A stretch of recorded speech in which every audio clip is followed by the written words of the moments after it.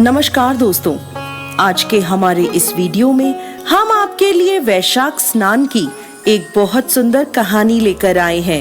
एक समय की बात है, किसी नगर में एक राजा था जो बहुत दयावान, धर्मात्मा और भगवान विष्णु का परम भक्त था। वह हर वर्ष गंगा जी में वैशाख स्नान करता था। एक समय जब वैशाख मास आया, तब राजा ने निश्चय किया कि मैं इस नगर का राजा हूँ। मुझे पूर्ण अधिकार है कि मैं सबसे पहले गंगा जी में स्नान करूं। उसने सारे नगर में ढिंढोरा पिटवा दिया कि गंगा जी में सबसे पहले वह स्नान करेगा और बाद में सब। यदि कोई पुरुष उससे पहले स्नान करेगा तो वह उसे अपना आधा राज्य दे देगा, और यदि कोई महिला उससे पहले स्नान करेगी तो वह उससे विवाह कर लेगा। ऐसा कहकर राजा ने गंगा जी के घाट पर पहरा कड़ा करवा दिया। पहरेदार सारी रात गंगा जी पर पहरा देते और राजा सुबह सबसे पहले घाट पर आता और स्नान करता, परंतु उसे घाट गीला मिलता था और पानी हिलता हुआ दिखता था। राजा ने घाट पर पहरा कड़ा करा दिया, परंतु रोज का यही नियम था, क्योंकि घाट के किनारे पेड़ पर एक बंदरिया रहती थी जो रोज सुबह सबसे पहले गंगा जी में स्नान करती थी। अपने पिछले जन्म के कुकर्मों से उसे बंदरिया का जन्म मिला था और उसे अपना पिछला जन्म याद था। वो भगवान विष्णु की भक्त थी, इसलिए वैशाख स्नान करती थी। देखते ही देखते वैशाख मास समाप्त होने को आया। एक दिन एक सिपाही ने बंदरिया को स्नान करके निकलते हुए देख लिया और उसे पकड़ लिया। राजा के आने पर उसे बताया कि यह आपसे पहले यहाँ स्नान करती है। बंदरिया को देख राजा को आश्चर्य हुआ। तब बंदरिया ने इंसान की भाषा में उसे सारी बात बता दी। अब जैसे कि राजा ने प्रण लिया था, उसने बंदरिया से शादी कर ली। बंदरिया को यह पता था कि उसके वैशाख स्नान के फल स्वरूप वह रानी बनी है। राजा ने बंदरिया के साथ अपना पति धर्म निभाया। राजा की बहुत सी रानियां थीं जो बंदरिया का मजाक बनाती थीं। देवयोग से बंदरिया को गर्भ ठहर गया। धीरे धीरे 9 महीने का समय बीता और बच्चा होने का समय नजदीक आ गया। एक समय बंदरिया ने राजा से पूछा, जब बच्चा होने को होगा तो मैं आपको कैसे बताऊंगी? राजा ने बंदरिया के कमरे में एक घंटी लगवा दी और बोला, जब तेरे दर्द हो तो तू यह घंटी बजा देना, मैं आ जाऊंगा। जब बाकी रानियों ने घंटी देखी तो पूछने लगी, यह घंटी क्यों लगवाई है? तो बंदरिया ने सारी बात उन्हें बता दी। रानियां हंसने लगी और बोली, जरा बजाकर तो देखो राजा जी आते हैं या नहीं। बंदरिया ने घंटी बजा दी। राजा दौड़ा दौड़ा वहां आया और पूछने लगा, क्या हुआ, दर्द हो रहा है? बंदरिया बोली, मैं तो देख रही थी कि आप आते हैं या नहीं। यह सुनकर राजा को बहुत गुस्सा आया। उसने गुस्से में घंटी उतरवा दी।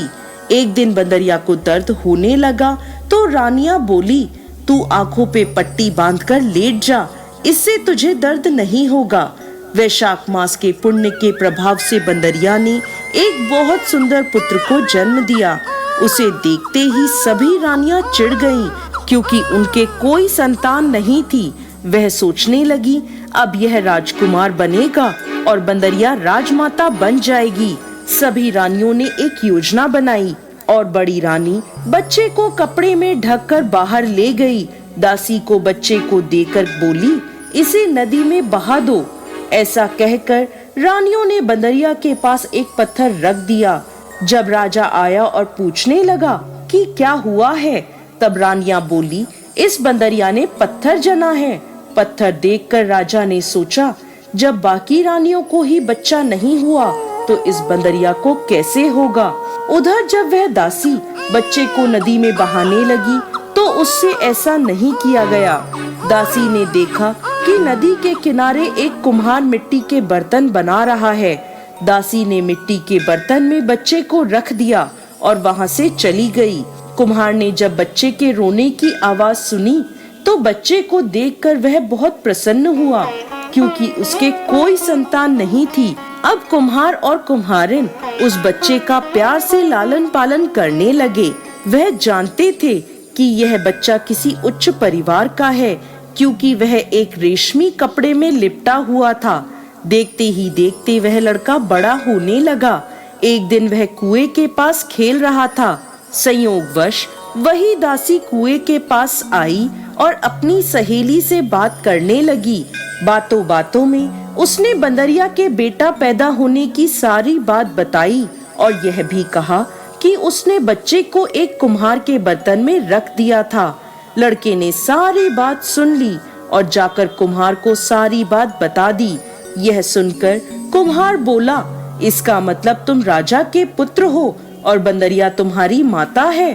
परंतु यदि हम यह बात राजा को कहेंगे तो रानियां हमें झूठा साबित कर देंगी। तब वह बालक बोला, आप मेरे लिए मिट्टी के हाथी घोड़े बना दो। बालक अपने मिट्टी के हाथी घोड़े लेकर कुएं के किनारे बैठ गया। जब दासियां पानी भरने आईं, तब वह बालक बोला, मेरे हाथी घोड़ों को भी पानी पिला दो। दासियां बोली, मूर्ख, मिट्टी के हाथी घोड़े भी कभी पानी पीते हैं? तो वह लड़का बोला, यदि राजा यह मान सकता है कि बंदरिया के बच्चे की जगह पत्थर पैदा हुआ है, तो मिट्टी के हाथी घोड़े भी पानी पी सकते हैं। दासियों ने यह बात जाकर राजा को बता दी। यह सुनकर राजा को बहुत आश्चर्य हुआ। उसने बंदरिया से पूछा तो वह बोली, मुझे कुछ नहीं पता, मेरी आंखों पर पट्टी बंधी थी। राजा ने रानियों से पूछा तो रानियां बोली, हमने पत्थर पैदा होते देखा है। राजा को रानियों की बात पर विश्वास हो गया। राजा ने कुम्हार को और उसके बेटे को देश निकाला दे दिया। अब वह जंगल में अपनी झोपड़ी बनाकर रहने लगे। एक दिन योजना बनाकर वह लड़का मिट्टी के घड़े में पानी भरकर और पेड़ के नीचे आंच जलाकर पीपल के पेड़ पर चढ़कर बैठ गया। कुछ ही देर में जंगल में नगर की कुछ लड़कियां आईं और लकड़ी काटने लगी। थकान से उन्हें प्यास लगने लगी। उन्होंने पेड़ पर बैठे उस लड़के को देखा तो उससे पानी मांगने लगी। तो वह बोला, पानी के बदले तुम्हें मेरा एक काम करना होगा। मेरा गमछा पकड़कर तुम्हें मेरे पीछे पीछे चलना होगा। प्यास से व्याकुल होकर लड़कियों ने हाँ कर दी और गमछा पकड़कर उसके पीछे पीछे चल दी। लड़के ने पीपल की और अग्नि के चक्कर लगाना शुरू कर दिया और फिर उन्हें पानी पिला दिया। पानी पीकर सभी लड़कियां अपने अपने घर चली गईं। घर जाकर उन्होंने सारी बात अपने माता पिता को बताई। सभी लोग इकट्ठे होकर राजमहल में पहुँचे। वहाँ राजपुरोहित जी को सारी बात बताई गई। तो वह पूछने लगे, पीपल के साथ क्या वहाँ अग्नि भी थी? तो लड़कियां बोली, हाँ, वहाँ अग्नि भी थी। राजपुरोहित जी बोले, इन सभी लड़कियों का विवाह उस एक लड़के से हो गया है। अब राजा सभी के साथ उस लड़के से मिलने जंगल में पहुंचा और बोला, तुमने इन सभी से विवाह किया है? लड़का बोला, हाँ, मैंने इन सभी से विवाह किया है। राजा बोला, अब तुम्हें इन सभी को अपने साथ रखना होगा। लड़का बोला, मैं तो जंगल में यहाँ वहाँ घूमता हूँ, मेरे पास तो घर भी नहीं है, इन्हें कहाँ रखूंगा? तब राजा ने लड़के से कहा, तुम हमारे साथ नगर में चलो, मैं तुम्हारे लिए घर बनवाऊंगा जहाँ तुम इनके साथ रह सकते हो। देखते ही देखते उसका घर तैयार हो गया और उसकी सभी पत्नियों को एक एक पुत्र रत्न प्राप्त हुआ। अब लड़के ने राजा को रानियों के साथ भोजन पर आमंत्रित किया। राजा सभी रानियों के साथ उसके घर गया, परंतु बंदरिया को नहीं ले गया। तब लड़के ने पूछा, आप अपनी सबसे छोटी रानी को अपने साथ क्यों नहीं लाए? राजा बोला, उसे समझ नहीं है, इसलिए वह बाहर नहीं आती जाती। लड़के के आग्रह करने पर बंदरिया को वहाँ बुलवाया गया। बंदरिया के आते ही लड़के ने उसके पैर छुए और उसे पूजा में बिठाया। अपनी सभी पत्नियों से कहा, रानी माँ का आदर करते हुए एक एक कर बच्चों को इनकी गोद में दो और इनसे आशीर्वाद लो। यह सब देखकर बाकी की रानियां चिढ़ गईं और राजा से बोली, हमें बुलाकर ये हमारा अपमान कर रहा है, हम यहाँ नहीं रुकेंगे। ऐसा कहकर सभी रानियां वहां से जाने लगी। तभी वह लड़का बोला, ये मुझे जन्म देने वाली मेरी माँ है।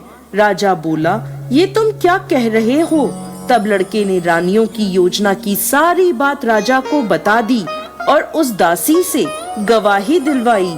यह सुनकर राजा को बहुत क्रोध आया और उसने अपनी सभी रानियों का त्याग कर दिया और बंदरिया रानी पुत्र, बहुओं और पोतों के साथ महल में सुखपूर्वक राज करने लगा। हे भगवान विष्णु, जैसी कृपा आपने उस